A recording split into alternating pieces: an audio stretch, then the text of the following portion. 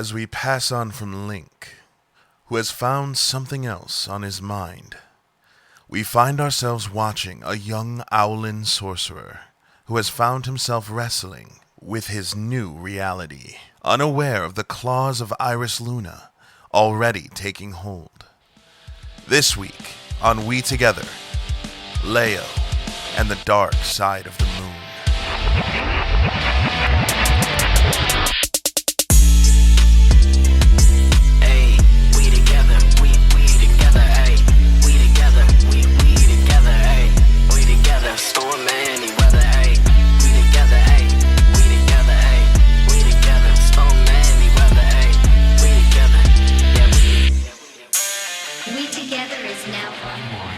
Okay, are you ready? I've been ready for a long time. We're going to start this session 0, with Lëo as he stands. Now, Lëo is currently on a guest visa from the mainland because he is serving recompense for his crimes, not because the government wants him to, but worse, because his grandparents want him to. As when he lived on the mainland, as after his father's tragic death, living with his grandparents became uncomfortable to the point where he started acting out. And those acting outs ended him with a larceny charge, which, because of his lineage, was made to go away.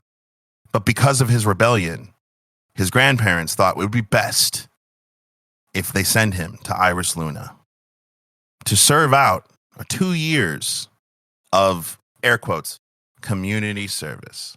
But really, they were just trying to get rid of a problem. And as Lëo is mulling all of this, he's been in Iris Luna now a couple of weeks. They've set you up at it's not a halfway house, but it is you have an apartment, but the apartment is a studio apartment with no kitchen, a bathroom, and a bed. It is very, very scant living compared to what Lëo was used to growing up. However, because of Leo's background as a traveling act, so to speak, not so uncomfortable that Lëo is not used to it. So as you're sitting in this tiny apartment, I would love for you to give us some introspective. How is Lëo feeling? How is he handling this transition? Is there a window in this apartment? No. Lëo is he's sitting on a kind of makeshift stool out of that he grabbed a couple of boxes from the dumpster. He's set them up against the wall, kind of opposite his bathroom, and he's just sitting against the wall, staring at his bleak home, which to him, I mean, not to it's not luxurious, obviously, but he has spent many, many nights sleeping under the stars, more than comfortable. So this isn't as bad as it can get. Lëo doesn't know how he feels, which I think sounds stressful on the surface, but in a way, for him, at least in this moment, it's something. He feels again, and I don't know that he has in a long time, shy of the heists, the few times that he's made a connection with somebody in the last decade, just about. He feels something other than numbness, even in this desolate place where you would expect that's the only feeling that somebody could have. I think he feels something on the horizon. Yeah. As Lëo is pondering this and his apartment feeling just a little smaller than he's used to, because looking at the stars in Iris Luna is not something that you're able to do, at least not on the third level, known as the block, an expansive 120-mile circular city that is full of all kinds of breeds of criminal and philanthropist. You have good, you have evil, working in concert to make the chorus of the block, as it truly is the city that never sleeps. And the sky of the block is a constant overcast of pollution, but also there's a dense cloud, thick, so that if you were to look up in the night sky of the block, it is nothing but clouds and the lights from the floor above. So Lëo, feeling this all kind of constricting around him, feels his feathers on his wings twitch and itch. Something that I feel might be a childhood, I don't want to say tick, but kind of, when he felt like he was being taken from place to place. You had no control over where you go, who you see. And those heists, as dumb as they might have been, as stupid as they might have been, that feeling, that itch wasn't there. You felt truly free. And as you lie in this sit in this apartment, wondering how you can get that feeling again, an unknown number starts ringing you on your feed. Gate. For those who don't know, neural implants are essentially computers that you have in your brain. They're banks, they're storage, they're also phones. So when you call someone, it appears in your visual as if like an augmented reality interface known as a gate. So he's getting a call from an unknown number. Boop, boop, boop, boop. I swipe. Swipe to answer. Hey, what's going on? You hear a familiar, wispy voice come through as the screen loads, and you see a physical representation of an old friend, a wild fox Kinnear young man named Ruse, the same one that you had been caught with on the mainland during your heist. He looks a tad bit more comfortable than you remember seeing him, as he is surrounded, like you can hear like there's a crowd behind him. He's obviously outside. There's cars honking in the background as he's walking. Hey, I heard rumors that there was a wild owlin in the block, but I can't believe it. Welcome to Iris Luna, bud. He wisps as he like picks something out of his tooth. So, where are you staying at?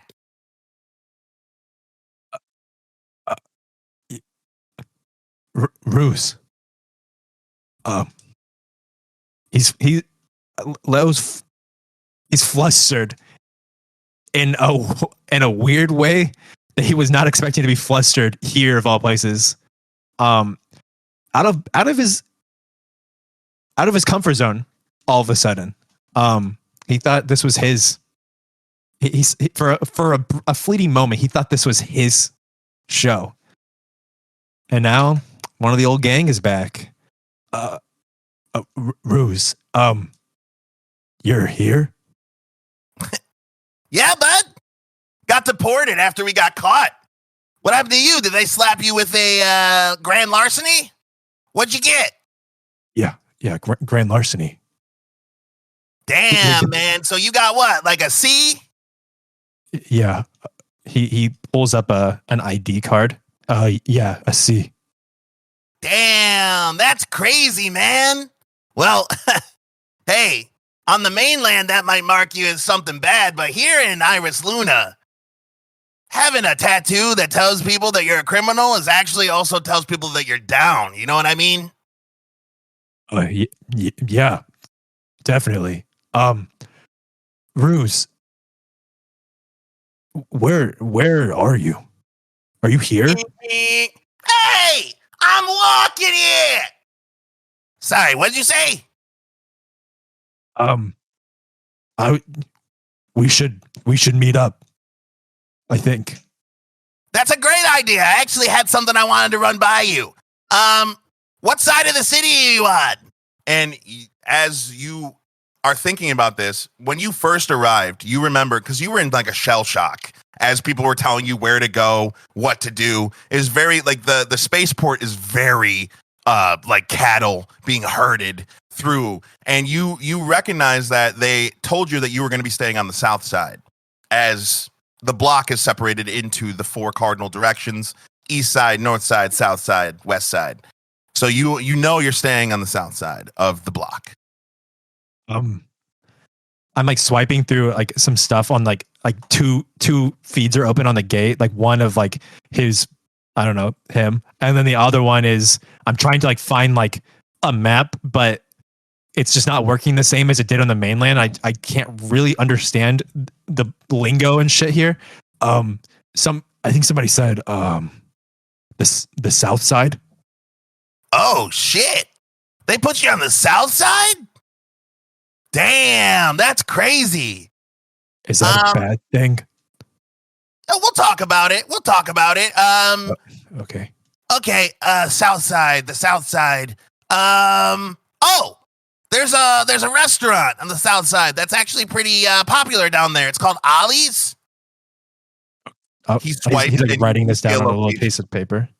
He swipes and a nav ping hits you, and you're just like, again, it surprises you how digital Iris Luna people live, because on the mainland they still would write it down on a piece of paper. Not everything runs through the fucking gate. Like they like having to write things down. They like having that rustic kind of a feel. But on Iris Luna, nobody's got time for that.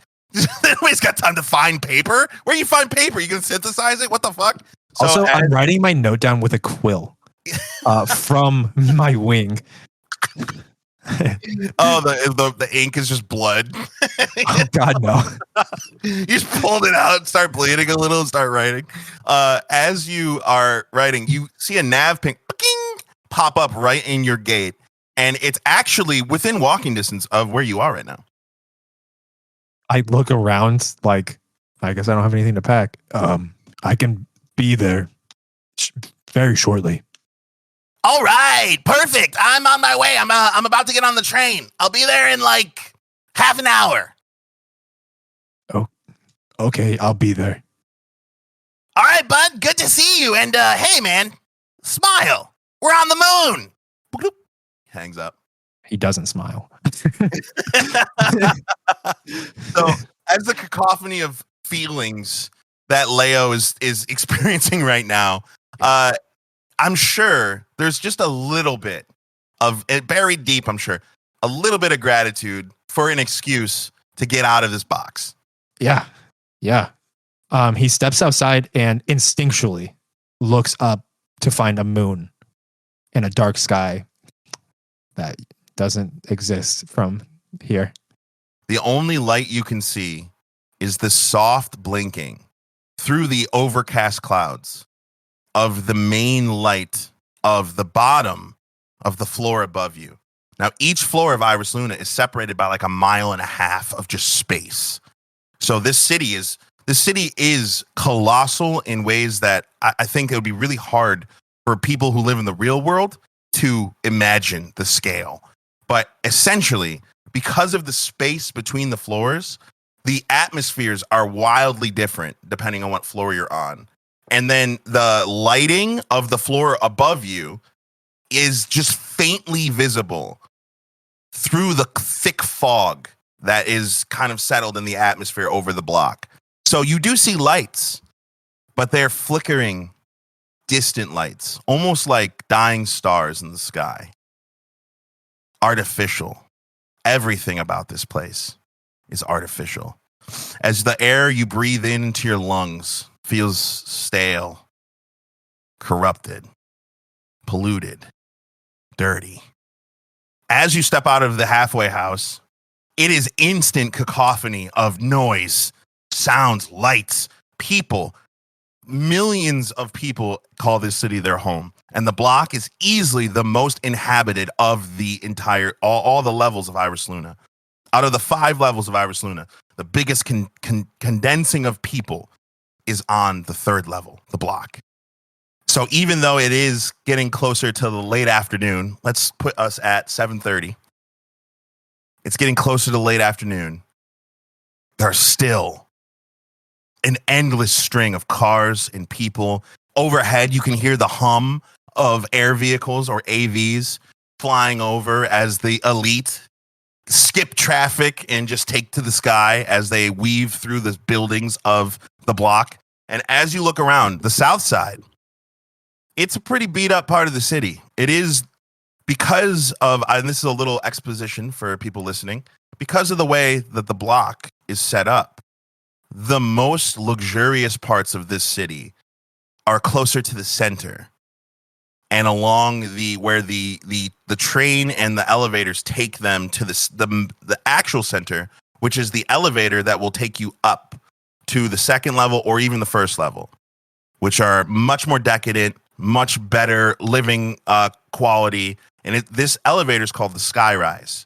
So everything around the Skyrise is much more opulent. The buildings are nicer. The people there are richer. So the fact that you are probably on the farthest side from this place, to the point where as you look up, the tallest buildings that you can see is actually the base of the umbrella itself, the ring, the giant surrounding the entire city, the giant wall that seems to hold this massive, glowing, shimmering umbrella. You're actually looking right at it. It is closer to you than the center of the city.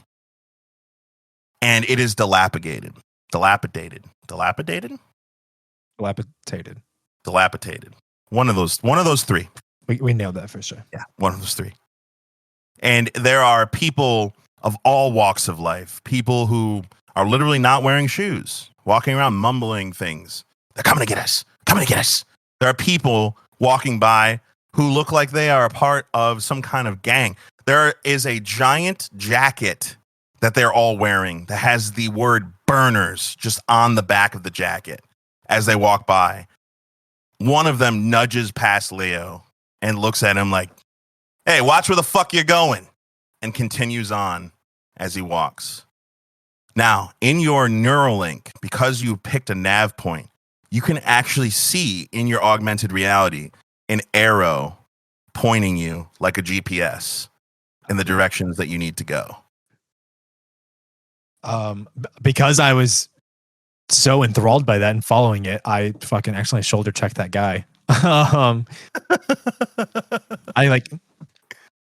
not realize I like look back quick, like and I just continue kind of following this arrow that I've never seen something like this before. Well, it's pretty handy because within 5 minutes, you find yourself in front of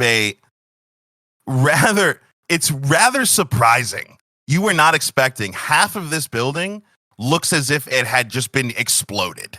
The charred brick, and then there's a plastic covering half of it that's keeping the elements out. But the other side of the restaurant seems to be just a booming, naturally busy restaurant with a big sign on it that says Ollie's, and what looks like half of what used to be a rat, but its head has been blown off, and whatever the hell happened at this place, whatever horrible thing happened, it left the sign to be desired.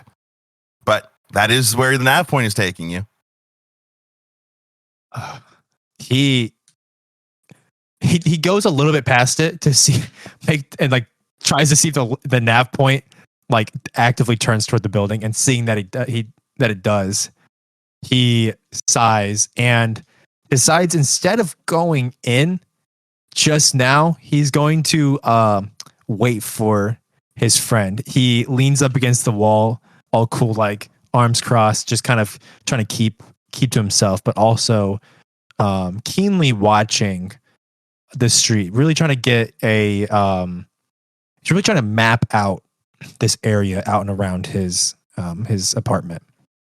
Roll me an investigation check. New dice. I know you all can't see it, but got some special Lëo dice here. I don't think you could even see it on the webcam. I don't. Yeah. I've sent a picture in a while back. I'll have to pull it back up. But basically, it's a clear dice with like a shimmering prismatic foil on the inside, and what I can only describe as black runes on the outside. Yeah, you like that? That's fucking dope. That's Lëo. That's a Lëo dice, sure. Okay, first roll. Let's go. First roll of the game, baby. Okay, I literally called this in the chat, everybody. I rolled a 9. I think I said I was going to roll an 8 and continue to roll an 8 all session. That is a +2. That is an 11. So as you're looking around, kind of clocking just this area and the nature of its inhabitants, something that you were raised to do as a part of a traveling group on the mainland, you ended up in places that you didn't always were comfortable with. So looking around and kind of just taking it in is something you're very used to doing.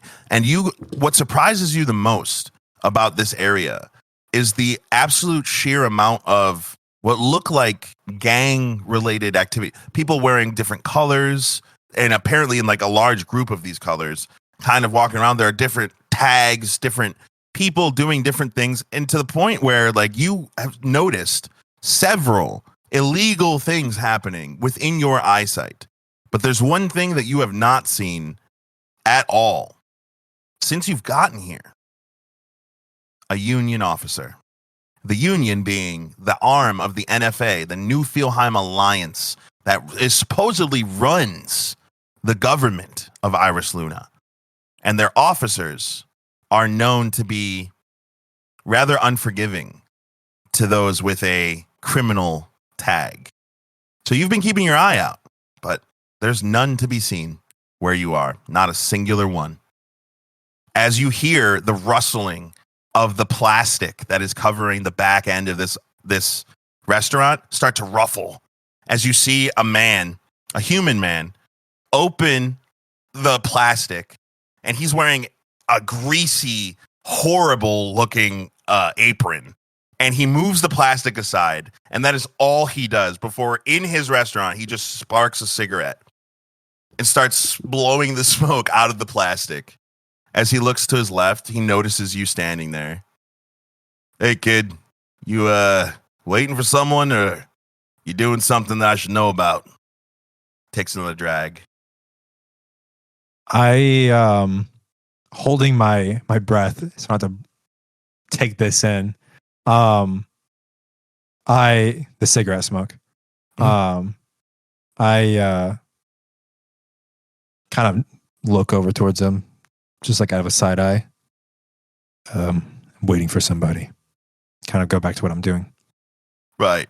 Waiting for somebody. Takes another drag, ashes it. You know this is Vikes territory, right? Yeah, and I point at the V symbol spray painted on the wall. Yeah, I gathered that. Right. And the selling of any illicit materials outside of my restaurant is owned by them too. So whatever you're doing, make sure it's on the up and... He's fine, Tom. It's fine. You hear a familiar voice as a wild Kinnear fox man known as Ruse comes around the corner, and you see him. He looks so much more in his natural habitat than he ever did when you knew him on the mainland. His swagger, his walk, his jaunt, everything about him looks like he's right where he's supposed to be. As he looks at you, and you see Tom just kind of like nod. Hey, Ruse. All right, he's with you? Yeah, he's with me. It's all right, man. It's all right. Closes the plastic. Doesn't put the cigarette out. Just closes the plastic and keeps smoking while he's cooking. As Ruse walks up to you, it has been a couple months since you guys have seen each other. And you can't help but notice that he's grown a little taller and gotten a little bit more dirty. Like he just doesn't look as clean as the last time you saw him. And Ruse, giving you the quick up and down, seems to have come to the same conclusion. You stick out like a sore thumb here, man. You got to get some better clothes or something, or a little dirt. This is my streetwear. This is the worst I have. Yeah, but mainland clothes are. Hey, we should. He kind of looks around. So let's get inside, maybe. Okay. Acting all sketch and shit, whatever. He just walks in, holds the door open, walks in. Yeah. I follow him, and he goes to like make it for like the bar, and I just like catch his eye and nod over to a booth in the corner and just head over there. As Ruse sits down, he sits down with like just this like excited energy of just like, oh man, when I heard that there was a new.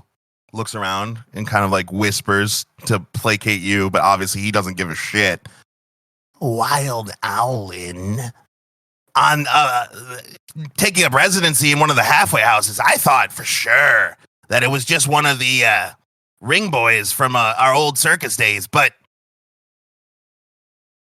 the second that they said it looked like a fish out of water with this big dumb look on his face, I was like, oh, I know who that is. Who's asking? Who's talking about me? Honestly, there were these guys that were offering some money for any information about any of the wild Owlin, but I didn't give him anything, man. I just kind of took a pamphlet and kept going. He pulls out like this crumpled, fucking dirty, disgusting looking pamphlet. But here, if you wanna look at it.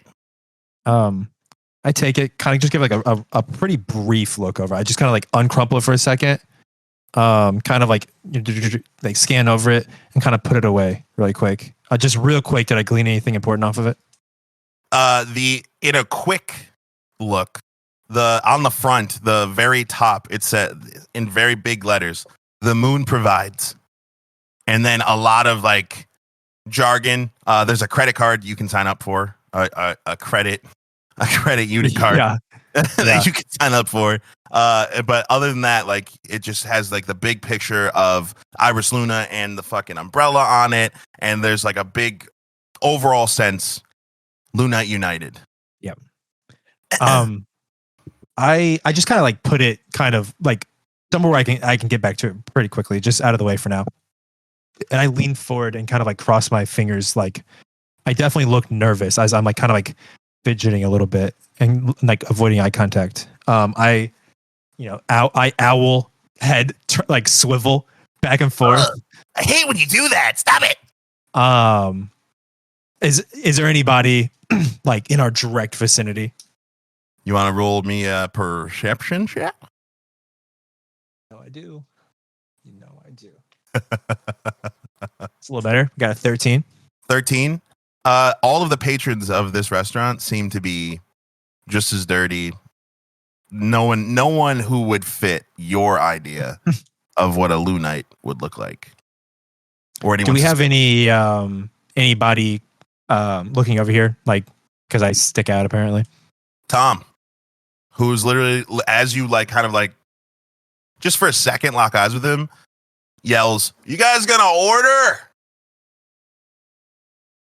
I nod to Ruse to tell him just we'll in a minute.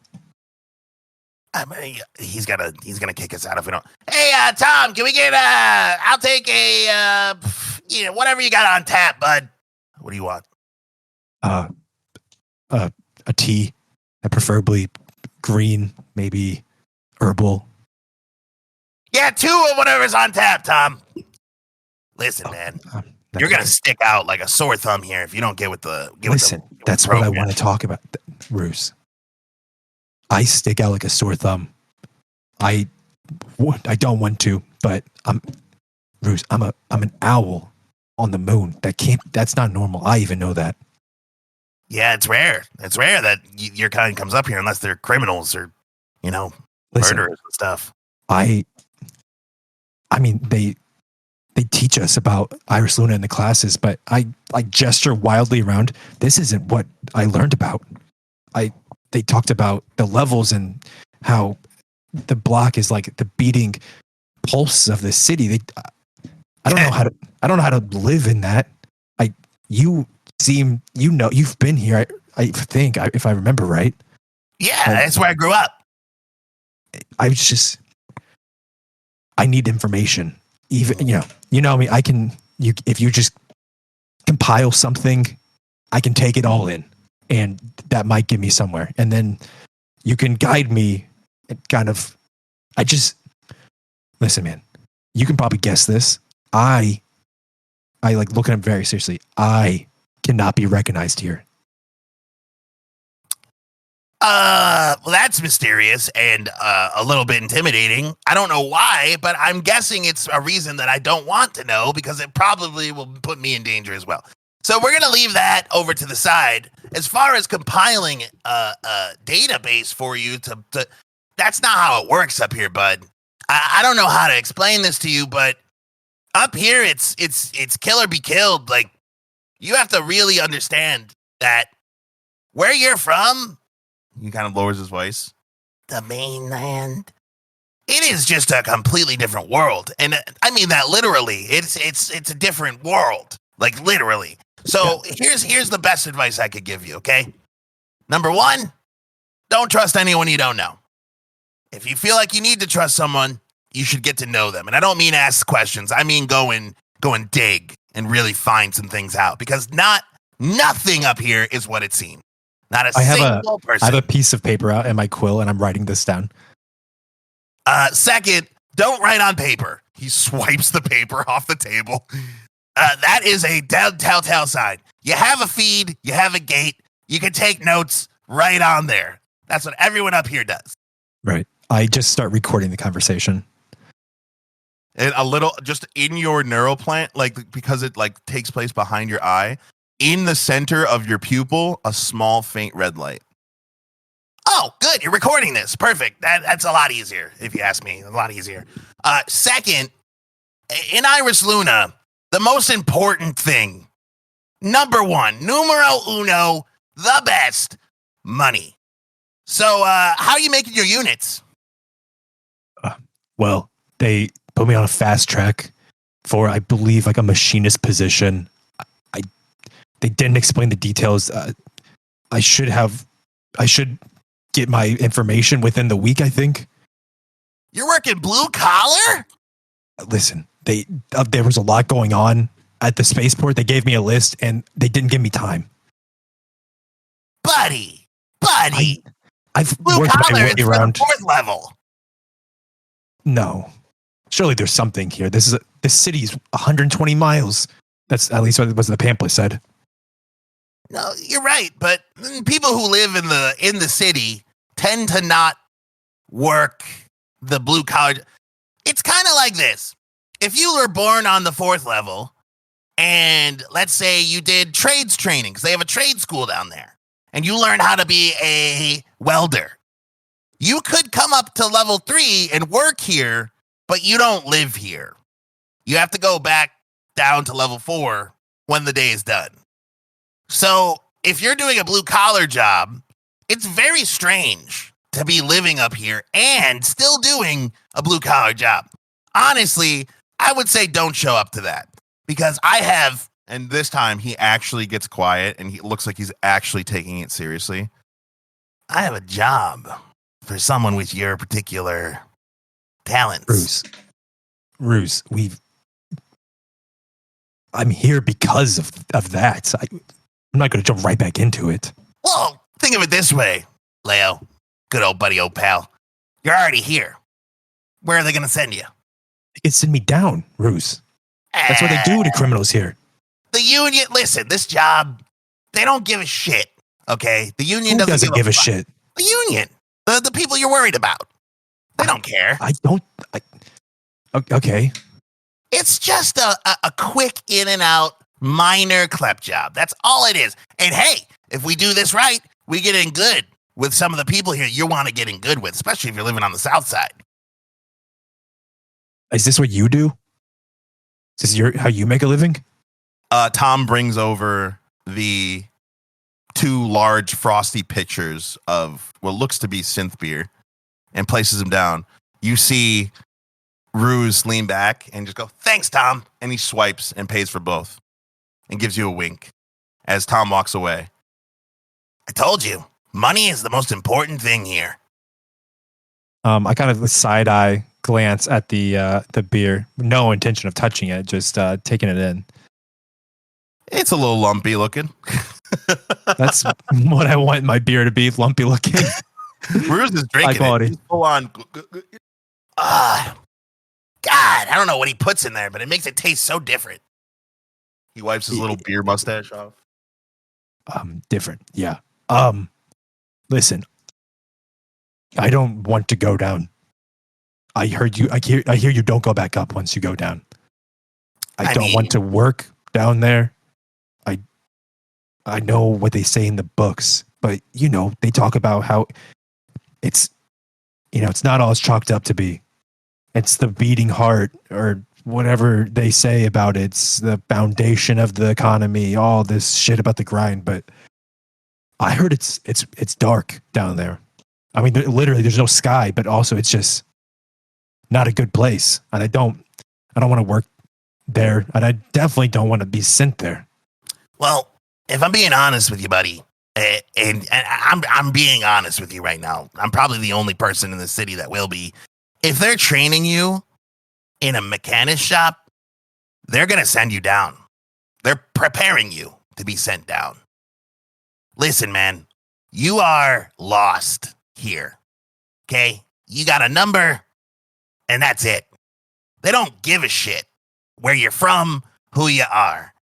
So if you are here to work, they're going to work you.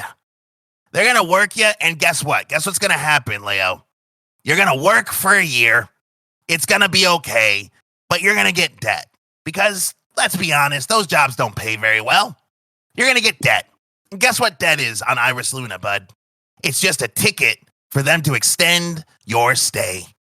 And guess what's going to happen? You're going to fall all the way down, and nobody's going to care, and you're going to disappear. Because that's what happens to numbers in Iris Luna.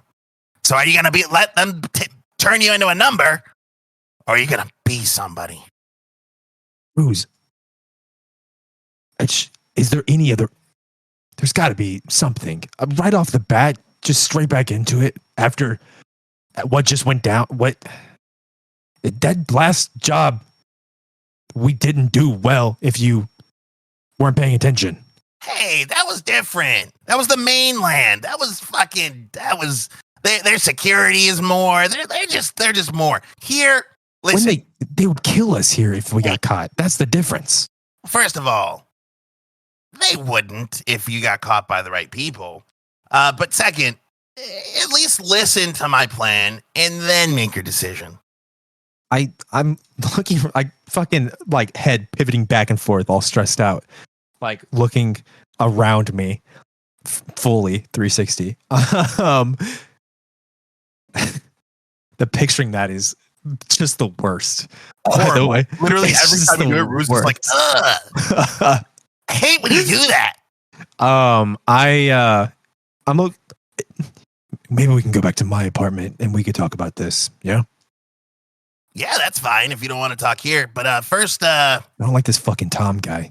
He keeps watching us. He's been watching us since we got here. Yeah, thinks I'm selling drugs. I mean, you gotta understand. Someone blew the fuck out of the back of his restaurant not even a week ago. So you gotta understand he's a little on edge. Tom's good people though. Don't worry about him. Honestly, we'll go back to your apartment. I'm cool with that. But he looks at your beer. Don't waste my units, man. I nod for him to have at it.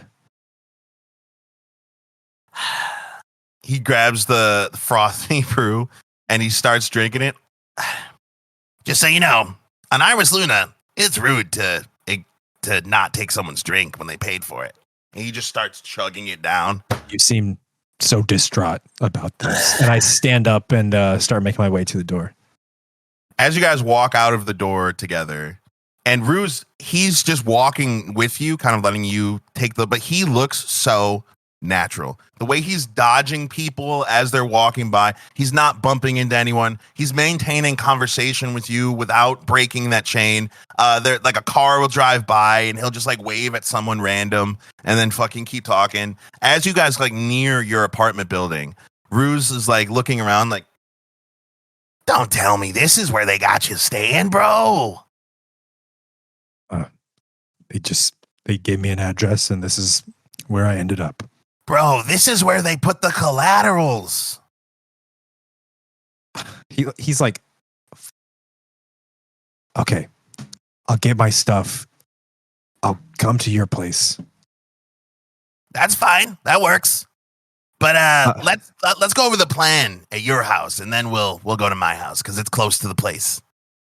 Okay, fine. You can tell he looks like he's already he's like, I got him. Like we're gonna do this.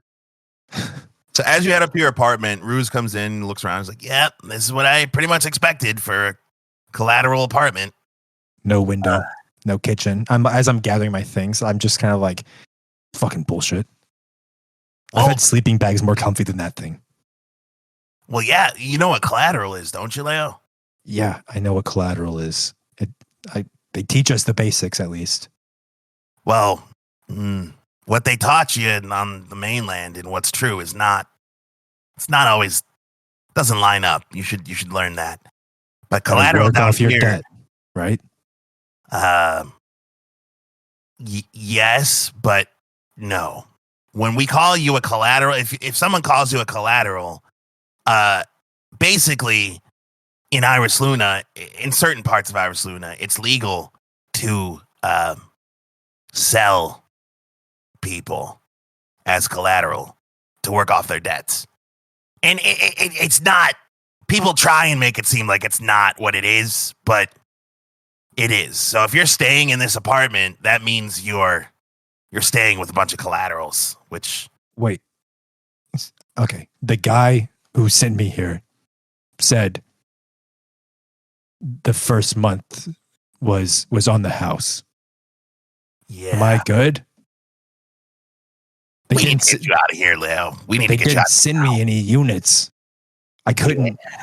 I was this or the streets. You see Bruce swipe at you and 50 micro units appear in your bank account. I can give you a little floater for now, but listen, Leo, I know you don't want to go right back into it. I know you have your reservations, but if you want to get out of this, I don't really see another choice you have. As he sits on the floor because you literally only have a bed. As Ruse is kind of taking in your apartment, he starts just kind of small talk while he's waiting for you to get ready. So you like this? You like this place? I mean, it's a place to sleep. There's what is there to like? It's he just looks disappointed in his situation that of all the people he would end up here. There's a bathroom. It has that going for it. I don't quite understand what's happening with the toilet. It's just not, I guess, what I'm used to. There's no water. It just disappears into the abyss. Yeah, it gets fed into the lines. It's kind of hot. Why is it so warm? I'm not a engineer or anything, but since I was a kid, it's always been like that. I think it's because they burn our poop or something. I don't know. I have no clue, if I'm being perfectly honest with you. But it doesn't smell. Also, if they burn it, are they burning it below here? Like it falls down and that's what the grind is? It's filled with poop burning? Leo, I don't know. Why are we talking about poop? Let's talk about money. Okay. Well, sorry. He's just breaks for a minute. Truly breaks. I don't fucking know why we're talking about poop, Bruce. I don't know why the fuck I'm on the moon. This is heresy. All right. Calm down. Hey, man, you're going to need some thicker feathers if you're going to be up here, okay? I basically get like a backpack, like a small like rucksack's worth of stuff, and I throw it on the corner of the bed and sit down, and just look down at him. All right. Listen, I can't say no to you. Let's just go do it. Tell me what we're going to do. He's shaking his head, just disappointed in himself. Let's get it done. He swipes towards you, and you get in your mind's eye, you get a schematic. And you can see there's this like, it looks like what a museum would look like, but it's very like broken down and very like old looking. But there's a section of it as you're swiping through the schematic that is sectioned off in the lower part of the museum. And Ruse points to that section in the, like, because both of you can see it. So it's like almost like a augmented reality map that's taking place on the floor in front of you. And this is projecting from him? Like from his like... This is not even projecting. This is how things work with the Neuralink is he's sharing the file with you, so both of you can see it in your augmented reality, right? Yeah, love technology, sick. Right? So as he's swiping through the building, he takes you to this one part that looks like it is completely closed off, like it looks like there's tape around it. So I got a source who told me they found something in the basement of this museum that could be worth a lot of units, enough to get me and you out of at least the south side. Hell, maybe we can live, close to center. You know what I mean? I look from him, from the project, the 3D map up to him with a look of incredulousness. Like I'm looking like just eyes looking up at him. A museum, Ruse. Hey man, don't knock it till you try it. We did try it.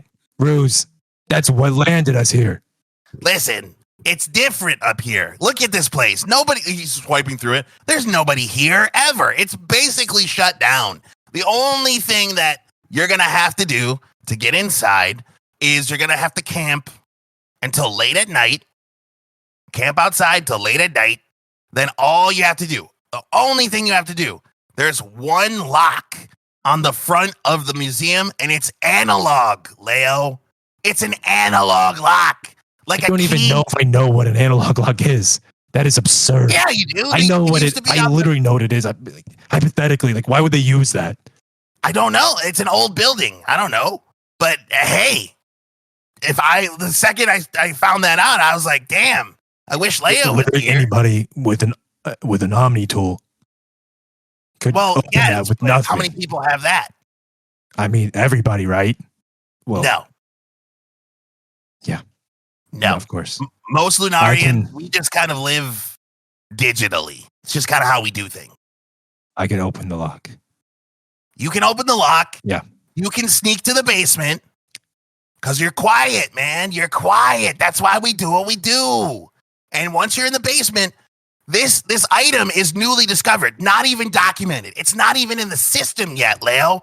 Nobody would know it's gone.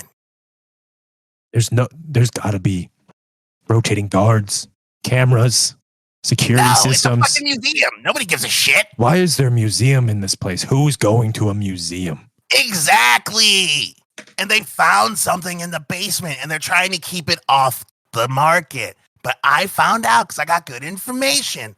Now I just need someone who can bypass the analog lock and get in stealthily. And that's what you do, man. Remember? I mean, you don't have to tell me what I'm capable of. Is your guy good? Yeah, he's always good. You want to roll insight? Yeah. Oh, shit. Ooh, we're on the up and up with these rolls. It's +0 with an 18. He looks like he believes it.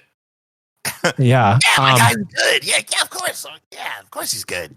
Getting information's your thing, and you're confident in your abilities.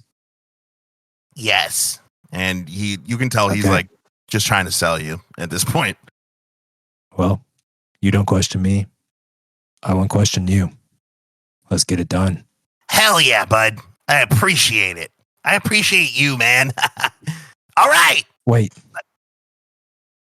Go ahead. I mean, I've never asked this before because it never mattered. What's the cut? Now we're talking.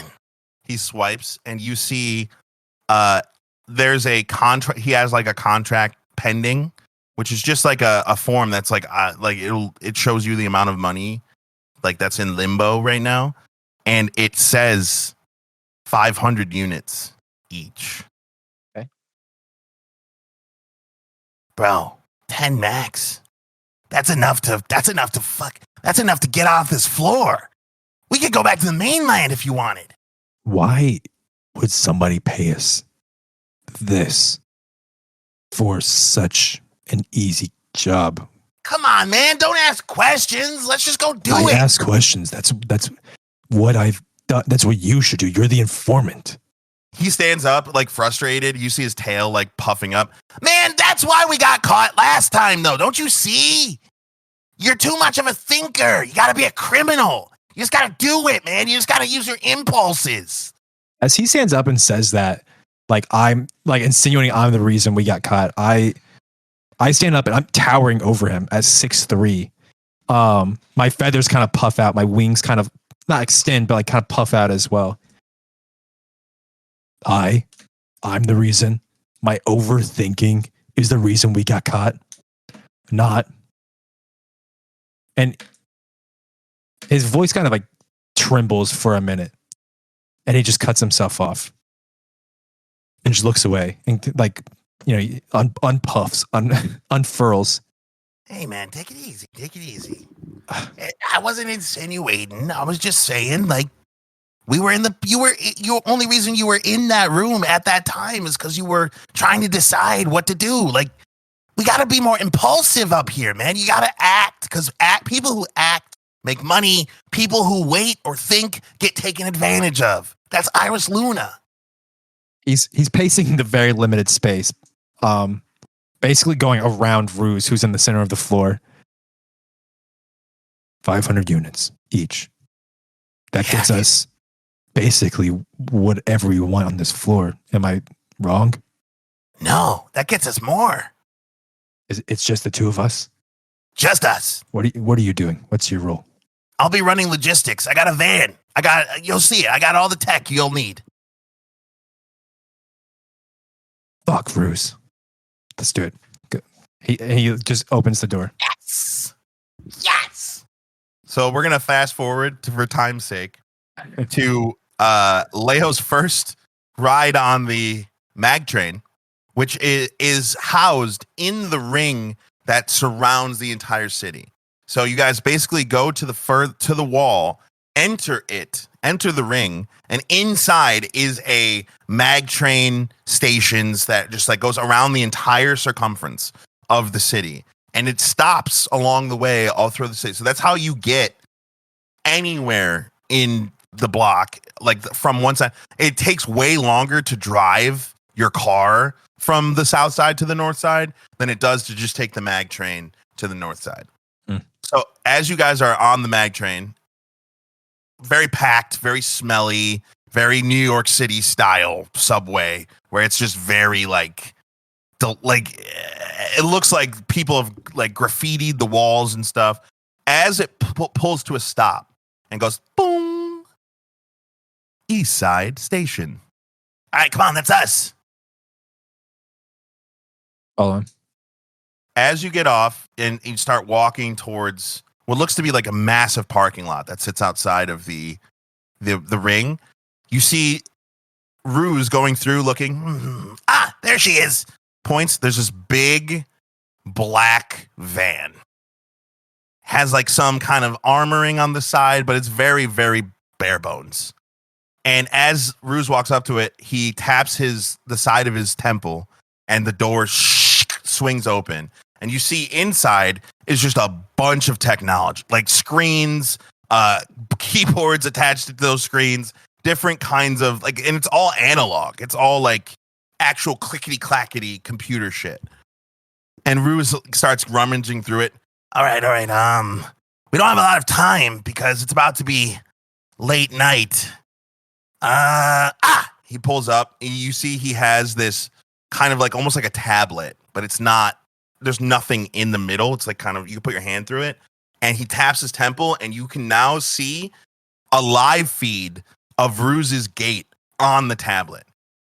And he's like, all right, this is secure. And he hands it to Lëo. This is more secure than me sending you information through our neural links. So it shouldn't be able to be hacked. It's encrypted.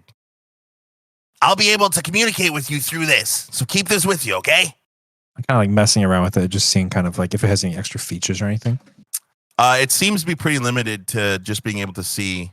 As you try and like touch it, it just goes, biometric scan. What word would I use? Biometric scan. I don't want to say incomplete. My word's blanking. Biometric scan. Unreadable. Failed. Let's go. Biometric scan. Fail. As you're like trying, it's like, hey, don't mess around with it, okay? I turned the sound down at least so it doesn't fucking say that shit again out loud. As you get into the van and Ruse pulls out of the parking lot, starts driving you along, you can see the east side of the city looks completely different than the south side. It is much more commercialized. There's a lot of like, you can see clubs, you can see like there's restaurants with like big signs. As you're driving, you get further and further away from this, and it gets a little bit more muted and a little bit more residential. Tall apartment buildings, a lot of people kind of moving out, but it's getting closer to like 9:30, 10 o'clock at night. So it's getting a little bit more quiet, but still very much pulsing beat of the city. As you pull up, you can see now you're towards like, you've been driving for a little while, and now it's gotten to the point where like all of the lights and stuff of what you drove through is almost behind you, as it's a very dark, very like rundown part of the city. And you pull up and there's this massive building that you recognize from the schematic. This is the museum. And it looks completely dead. It looks completely shut down. But there are still people like kind of walking about. And Ruse kind of points, all right, man, here's the plan, okay? I need you see over that alleyway next to the museum? Go down there to the far back. There's a dumpster. Behind that dumpster is a space that nobody checks. Trust me, I cased it out myself. All you need to do is wait there until like 2 a.m. I looked down at the time. What time is it right now? It's 11-ish, 10:30. Oh, okay. Okay. While you do that, I'm going to go. I need to get one thing so that we can make sure that we don't trip any alarms or anything. I got a guy that I'm supposed to meet, but I'm going to leave you here. Okay? I'm going to kind of take off some of my gear. Again, very obvious. For everybody listening, I have a picture, but I have a brief description here. My outfit, a space industrial style outfit consisting of high collared, multi-layered scarf and yellow and green tones. Includes a jacket with practical straps and compartment. Designed for functionality, additional gear, blah, blah, blah. I'm taking off the colorful aspects of that. Leaving the scarf, some of the more colorful like straps and like gadgets and shit. And importantly, I'm flipping the jacket inside out, and it's black on the inside, a sleek black. Yeah. There you go, man. Now you're getting it. Perfect. I kind of like pull it across, I guess buttons are the optimal future sci-fi thing here. I fucking button it up. Future fucking zipper. How about that? It kind of like blends into my already like dark black and brown feathers, looking like it was made to fit me specifically. And I step out of the vehicle, leaving basically everything behind except for this device and like some basic tools on like a pouch on my belt. Hell yeah. So as soon as you step out of the vehicle, Ruse closes the door and peels out. Drives away. I just with the device, I check to like make sure I know how to like contact him first. As you look at it, you see a little video of him pop up in the corner screen. Check 1 2, check 1 2. Can you hear me? Yeah, I can hear you. You can hear me, yeah? Yeah. Hey, watch it. Yeah, I can hear you. Go ahead. I'm like walking as I'm talking. I realized like I was like looking all like suspicious, and I'm like kind of shaking myself off, crack my neck a little bit, and act natural. Kind of look around and stroll, bringing up some of my previous mentoring. Stroll right across the street. There's a instant, like, people are looking at you less. Like, everywhere you were walking around before, you get like a side eye from people. You can tell people are looking at you less. A 14 performance roll, because that's what this is. And you are like, you're kind of like mimicking the gait of the people around you. You're kind of trying to like really blend in here. And I mean, you feel like it's working. Finger feathers. No, finger guns. As you make your way to the museum, you see that the alleyway that he was talking about very clearly. And as you make your way down it, behind the dumpster, it looks like it doesn't look very pleasant.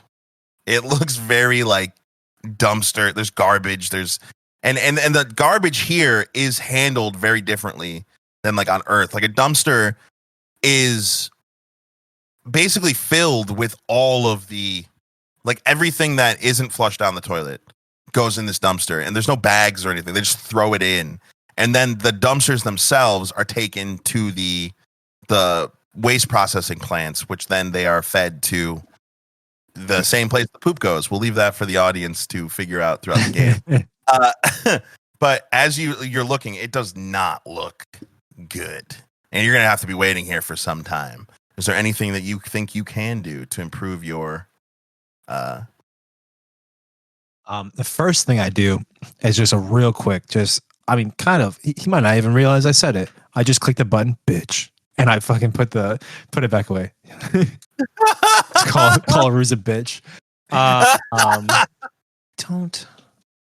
So like the actual space behind the dumpster is where I'm supposed to be hiding at, and it's like that's active. That's filthy. Mm-hmm. I'm gonna do like a quick 360 look as I'm walking, looking behind me as I'm walking forward. Anybody kind of first, is anybody in this alley? And second, can anybody see me in this alleyway right now? Roll perception. Well, folks, I think we have our answer. I'm the first one to roll a nat 1.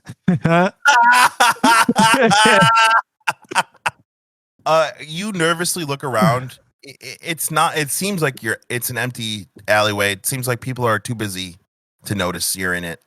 But you know, you do have a clear look of the street from where you're sitting. We're standing. Fucking nat 1 on a perception. Literally called.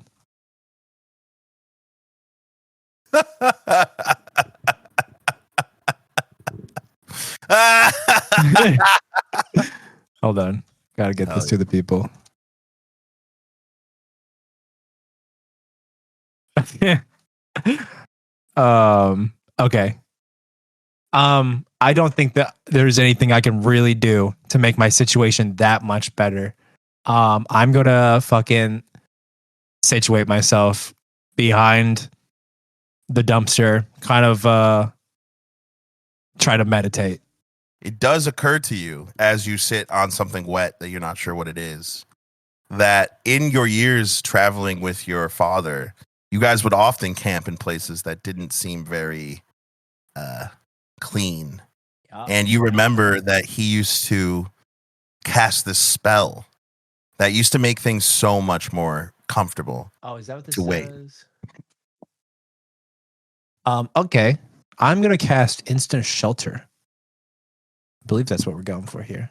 Would you read just the description? You don't have to read the whole thing. Yeah.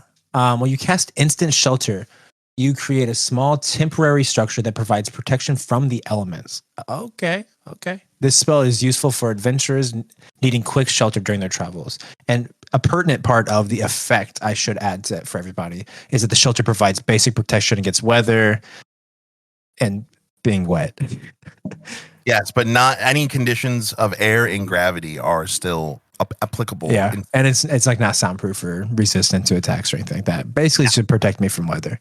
Again, visually, this looks like a shimmering, prismatic kind of geodesic dome. Out of my pouch, I pull out this. What shape is that? Like a pentagon shaped. Sure. More sides than pentagon. I don't know. Octagon. Let's go an octagon. An octagon shaped like black. Just it would look like a sheet of paper, but like a kind of like matte black. And I pull a tab and like drag it up, and it's like a fully like folded out like dome shape now. But it's like mostly just made of like kind of like a black wires. And I'm going to fill this space with prismatic magic. I'm going to call Prism to kind of make this the full experience. There's like a light. So as you call Prism. Wait. If I call Prism Minor, by the way. Well, issue with that is it's bright. Yeah? Yes. Very bright. Okay, so this is not necessary for the instant shelter. No. For it to be bright. Well, and also this was a spell to begin with, so I don't need to call Prism. Okay. I'm going to open this up. I'm going to let you do what you do. And we're going to say that it can remain its like dark version. It's just less. Oh, you talking about the Prism? No, the instant shelter. Yeah. Instant shelter there's nowhere in the language that says that it emits light. Yeah, I mean, I was flavoring it, but we're going to say it can also be dimmed. Yeah. Mostly because you're, trying to hide. So someone say that. As you're in your shelter, time starts passing. It's been a few hours since you've heard from Ruse. But as you start to like feel like you're getting tired, like it's been a minute, you hear the crackling of the tablet spring to life. Lëo, you there? Yeah, I'm fucking uncomfortable, Ruse. Sorry, man, but I'm back. I'm in front of the building, in the van. I'm about to buy you a window of time. Are you ready? Give me like 10 seconds. Okay. I fold everything down as quick as I can. It's really it's like an umbrella where you just like collapse it and it like folds back in on itself. Pop it in my my bag, and guys slip out from behind the dumpster. Now at this time of night, there's way less people. Like barely any people walking around. It's like 2 a.m. All right. I'm going to disable the cameras. And then you should be good to walk up. There's a door. Do you see the door in the back of the building? Should be accessing it from the alleyway. I would have already clocked that. Yep. That's the one with the analog lock. All you have to do is bypass that lock and you're in. I just kind of like casually put my hands in my pocket and just stroll down the alleyway until I hit a shadow, and I just kind of put my back up against the wall next to the door. Cool. Cameras going off in 5, 4, 3, 2. They're off. Go. Magic lockpick. When you cast magic lockpick, you magically manipulate the mechanisms of a lock to open it without physical keys or tools. This spell is useful for bypassing locked doors and containers. I'm going to make a dexterity check using my spellcasting modifier. Which is a +3. +3, yep. That's a 10. This is actually a perfect example for the people at home. 10 ties the DC. And in my games, in WERP, ties always go to the player. So it's difficult. As you feel like you touch you like wave your hand over the lock, and you can kind of, as you close your eyes, you can feel the inside of the lock. You can feel each of the tiny mechanisms that need to be perfectly edged into the right place, and you can feel it. You honed this skill while trying to break into your dad's trunks, because he used to have these big trunks that had all like his Nocturbo stuff, and you used to try and break into them. So you're used to this analog style of lock. But interestingly, these locks are just they're so foreign to me. I pictured like on the mainland, the locks are like art analog locks. Yeah, because they wanted to like bring all these kind of like old cultures back. These locks are like, they are actually high tech. So for me to have been earlier like, why would they use analog locks? It was just being naive. Yep. Yeah. So you struggle, and right when you're about to like fucking call ruse and call the whole fucking thing off, you hear it. Click. The door swings open. The darkness from inside calls. It's silent. What do you do? I slip inside, close the door behind me as quietly as I can, and silently make my way forward. Let's roll stealth. That would be, that's a good. It's good. 17. So I kind of imagine, you know how like nerds will Naruto run, and I'm a nerd, so I'm allowed to say that. I've done it before. You know, like that Naruto run, how it serves no purpose really. However, I feel like to a Owlin who would have feathers, like running with your arms kind of behind you a little bit creates that same sensation of like when an owl swoops in. And if you've ever seen those videos of owls swooping, they make such little noise. It's basically silent. Even clock on a decibel reader. Yeah. So like it's I imagine Lëo kind of doing it just because it gives that same. Well, I don't think we have to Naruto run to achieve that. I think I can just spread my wings out, which are separate from my arms. Yes. Enough to not necessarily lift off, but to take the momentum of me moving forward kind of takes the weight off my feet. I'm gliding almost. That is cool. And also it is absolutely silent. Yeah. As you make your way down to the stairwell, which this is in the basement, there's nobody here. The museum is creepily empty. Even the exhibits seem to be rather empty. And everything's covered in a fine layer of dust. So there hasn't been activity in here in quite some time. As you make it to the stairs, you hear Ruse coming over your tablet. Lëo, did you get in? I have it like turned down to like the lowest setting, and I just like kind of have it like clipped to my my collar, so it's like really close to my head. Yeah, I'm in. I'm following the schematic. Okay. Just real quick, you are connected. You connected the tablet to your Neuralink, right? So you're hearing all this silently in your head. You didn't tell me that. I even asked you how to turn it down. Yeah, but I thought you were just talking like, you know, because you wanted to turn it down. I didn't realize you didn't. It's fine. Hey, I'll just really quick. Hold on. I have him walk me through it. It hooks up to your head. All right. Am I not out loud anymore? Yeah, just throw the thing in my pocket. Yeah. Okay, good. No, yeah, you use that tablet for the schematic, because if I share the schematic with you through our neural links, it's susceptible to being eavesdropped. But that tablet is a hard link to my network, so nobody's going to be able to eavesdrop on that. Right. Okay, look on the tablet. You see the room at the bottom of the basement in the far back corner. Yeah.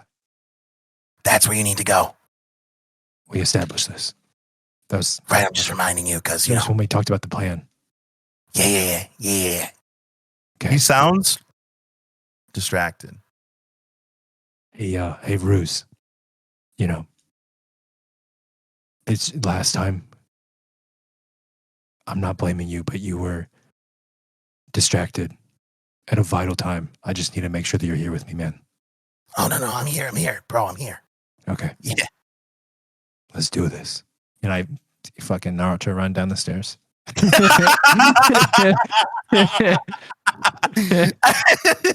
as you reach the bottom of the stairway, it's a pitch black, like absolute darkness in this basement. No lighting at all. And I don't believe you have dark vision, even though you're an Owlin. Yeah, that's interesting. Yeah, but I do have good eyes, if that counts for anything. I have sharpened senses. What does that do? I mean, mechanically, it allows me to discern hidden truths and subtle details amidst the cacophony. Okay. So that sounds like you'd have to be able to see. Or yeah. Right. I mean, I assume that senses is a little bigger than maybe our eyes. Yeah. One could say it's all of your senses. So what you hear is silence and what you smell is dust. You want to go for touch? I mean, technically it would be useful. I know where you're going with this. I'm mostly just being sarcastic. You're good. I have two options here. I'll go ahead and because it's something I'm used to. I like putting both my hands together, kind of like twist them around and open them up. On the inside of my left palm is a shimmering kind of rotating light as I cast Call Prism Minor.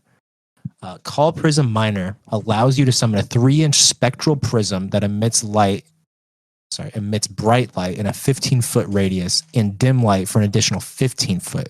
The light fractures the air like glass, creating a visually stunning rainbow prism of colors. This prism provides both illumination and the ability to reveal hidden or invisible creatures within its bright light radius. So it's like fairy fire and light mixed together for D&D people. So as the prism sparks to life and you see the passing colors start to illuminate the room, all you can see is this empty space, a bunch of displays covered in white sheets, and then in the far back corner, taped off with "Do Not Enter" tape, your target. Yeah. What do you do? And this is just like a small room. There's not really anything else going on here, right? I mean, it's a pretty big basement, but there's nothing in it. Okay. I'm keeping my head quite literally on a swivel. As I make my way in. I kind of have the light kind of extended out from me, like palm out, so that way I don't really see. It's not affecting. I don't see the light directly. I just kind of slowly make my way to the door, watching around me. You want to roll perception? Also incredibly stressed out. Yeah, it seems like it. Whenever you're out and about in the dark and you feel comfortable, like you feel like you're good, but like there's that thing in the back of your mind where you check over your shoulder a little more often than you normally would. That's him right now. But he's swiveling his head 360 basically. Hit you with that. Where's it at? 14, 16 perception. Woo! Yeah. Your footsteps are the only ones leaving prints in the dust that has settled on the floor. It is void of any other living creatures beside yourself. And it is void of any other sentient, moving things other than yourself. As you make your way to the back room, the tape is covering the doorway, but the door is open. And inside you see there's this box that looks as if like someone had quickly built it around something. And like there's just like a lid to it. It's made out of synthetic wood. You can tell because it has that weird, everything that's synth in this world, anything that's synthesized. You know how like when you 3D print something, it has like a sheen to it that looks like it was built via synthesized material. Yeah. It has that, it's wood, but it has that sheen to it. Something you would be very like noticeable of because you've seen real wood. Yeah. Like all your life. Did you get in? Yeah, I'm in the room. I think I see the target. All right, just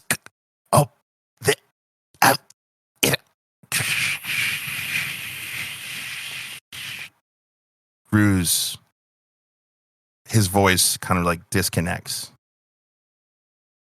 I think Lëo was waiting for that to happen. It just seemed too opportune as he stepped into this room. Again, overly cautious. He steps through the threshold of the doorway and he's kind of checking his peripherals. Moves forward to the box. It's just on a table. You said. Yep. Kind of looking around at trying to get a idea, like more of an idea of like who put this together right here. Like they were using it to like hide something. Is this like just a makeshift thing, or was this like something they like built this like purpose built to cover this? It looks like it's being built, and this is your passive perception here, your passive investigation of 12. It looks like someone was getting ready to move it, and like it just they have paused that. And I didn't see any other footsteps. You said none, and there's nothing around here. No obvious. Okay, so this has been here for a significant amount of time. Okay, I'm going to let me read something really quick. Okay. Again, he's being overly cautious here. I think this is something he kind of along with his passive investigation. I think he does this normally anyway. Something is his dad, who was mostly against magic, actually told him to use more often than not. I'm casting magic sense here. The long short of it is I cast this spell and I could see the flow of magical energy around us, which for the viewers, that is coming from the Magisphere, which is our ley lines and, the magical energies that be. It's the Force. It's the Force. Yeah. So I can see anything in my line of sight. I can see like the subtle power, subtle magic. So yeah, I'm looking at this box. Is it giving me anything at all? There is a intense magical swirling kind of surrounding the box. Does it seem like a trap or anything? No, it's coming from inside the box. The box itself is dull and plain. I'm going to dismantle this box to get a better look. You're gonna take the lid off? Oh, it's just a lid. I take it off. Yeah. Yeah.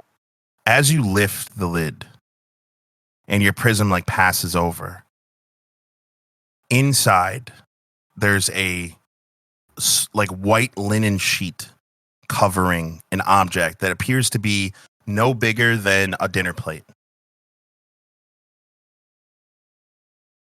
Again, it looks rather dull, but as your magic sense, it is centering on this, whatever's underneath this. Okay, I lift up the sheet. Let's get a better look at the. Pull back the sheet. The prism light dances off of the hard metallic surface in a way that causes waves of nostalgia to run through your body as the light kisses the imprinted N in the center, as it is a mask of Nocturbo. As you come to this realization, as soon as you look at it, things start to spin in your brain. Why? What does this have to do with anything? Like, how is this? Why here? As all these questions run through your brain, you hear a soft click from behind you.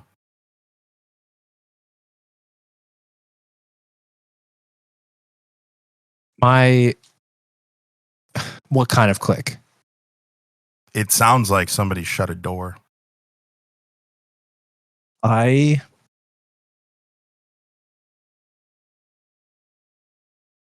going to. My hands are kind of on the outside of the box. I'm going to grab the mask and kind of like tuck it against my person as I slowly turn my head confidently in the direction, just my head, in the direction of the click. As the prism light follows, as it like washes over what you're looking at, you see a shimmering, faint outline of a large figure standing directly behind you. And as you look, it's taller than you. He's like it to literally have to look up to really look at the face of this. And you see two piercing blue eyes as slowly the invisibility starts fading as your prism light starts kind of eroding at it. And you see a massive snow leopard, wild tabaxi, looking at you. And the last thing that you see are those two eyes as he brings up a pistol to your head and pulls the trigger.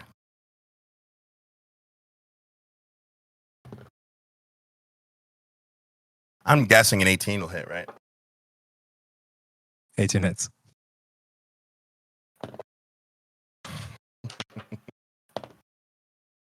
So that's 14 piercing damage to the face. Well, look at all that health I have. That's a dead roll. As you feel the pressure explode in your head, a high-pitched ringing starts just piercing through your ears. You've never felt pain like this in your entire life.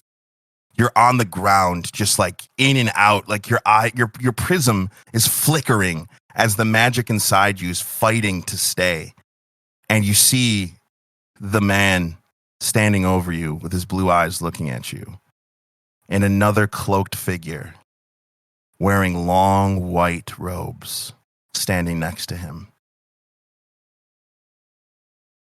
This is the way, the cloaked figure says. The moon provides. And as the darkness starts swallowing you, you hear, "That wasn't the deal! You weren't supposed to kill him!" And Lëo Tanwëng breathes his last breath. It feels like you're falling through darkness, but not in a scary way. It's comfortable, like an updraft is slowly guiding you to where you need to go. As you start to surrender to this darkness, a light appears, almost as if pulling you from the darkness. As the darkness starts whooshing past you towards this light, the light grows larger and larger and larger until you are now completely encompassed in this white space. And in it, there's a solitary figure, a man, an elf, wearing rather plain-looking clothes, sipping from a glass of wine. He looks at you. "Hello there. Where are you headed?"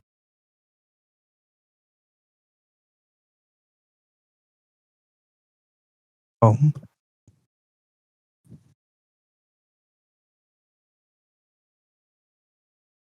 Your voice stuck in your throat. It feels coarse, but you find it. You can speak. To her? What'd you say? To her? To Luna? To Luna. The moon. Why would you be going there?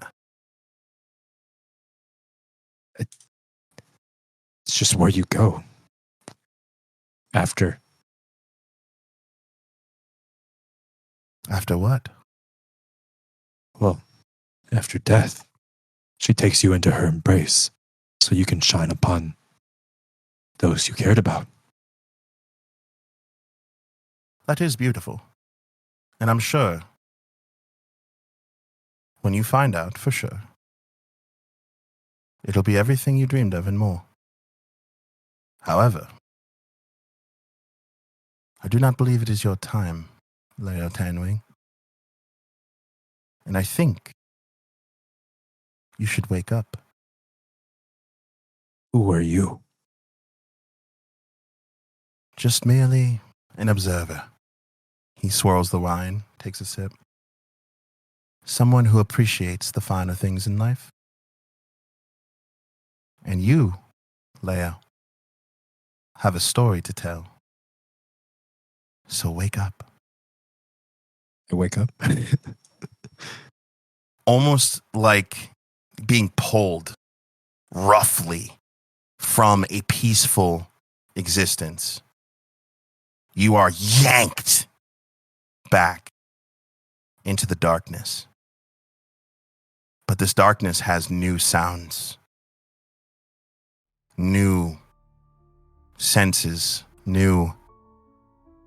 You're floating, but in what?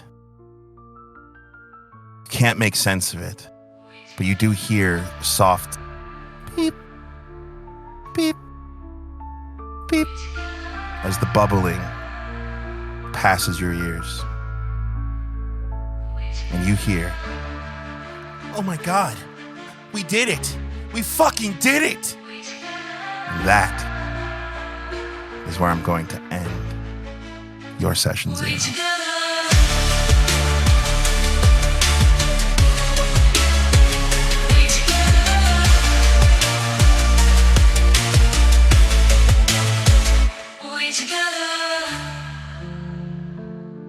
Hey, if you like what you heard, please head over to our link tree at linktr.ee/we2gaming. That's the number 2, we2gaming.